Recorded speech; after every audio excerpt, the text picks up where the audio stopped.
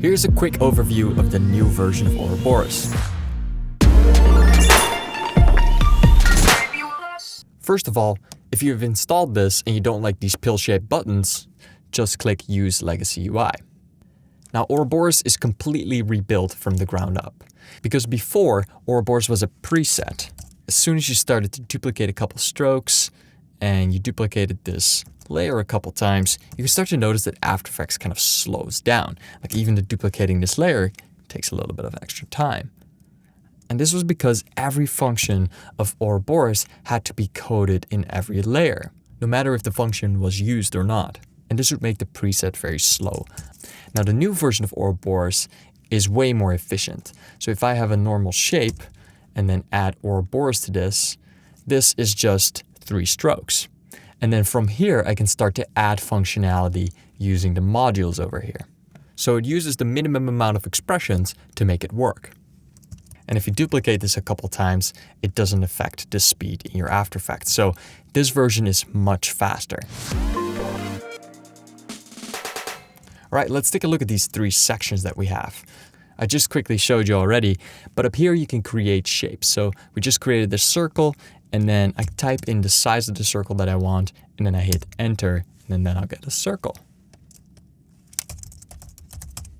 And then when I have the original layer selected, I can click on the Ouroboros button, and that will create an Ouroboros layer for me.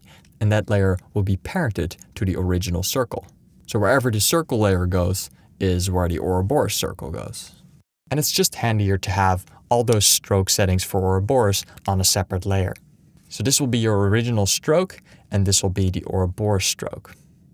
All right, now that we have an Ouroboros layer, we can start to add these modules. So first of all, you can just customize this manually if you want to. I can change colors up here, for example, and change the thickness. I can also add things like a trim path to this to trim all the strokes. So this can all be done manually without expressions. But you can also use these modules that have more advanced features, and they're sometimes faster to use.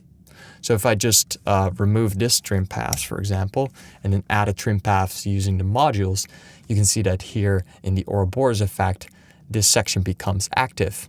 And here I can do the same thing. I can trim my Ouroboros strokes. Now with these modules come also more advanced functions. So if you look over here, you can see that it comes with a random control. So when I click on that, 2 more sliders become available.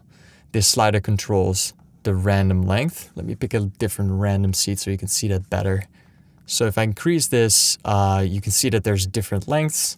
And then here, this controls a random offset so that every stroke gets a random position on the line. Now I can also do more advanced things using these modules, like for example, adding dots to the start and the end of each stroke. So now each stroke will have like dots on the start and the end. And because they're modules, I can also easily remove these functions by clicking on the X that's next to it. And then that will make it go back to normal. Now down here are just some extra handy functions, like I can select this layer and, for example, change the cap of these strokes to a round cap. And I can also do things like selecting all the Ouroboros layers in my project or changing the random seed like I just showed you. So that was just a quick run through. Play around with these and also have a look at the next videos that will go into more detail on what these modules can do and what the functions can do. Take care.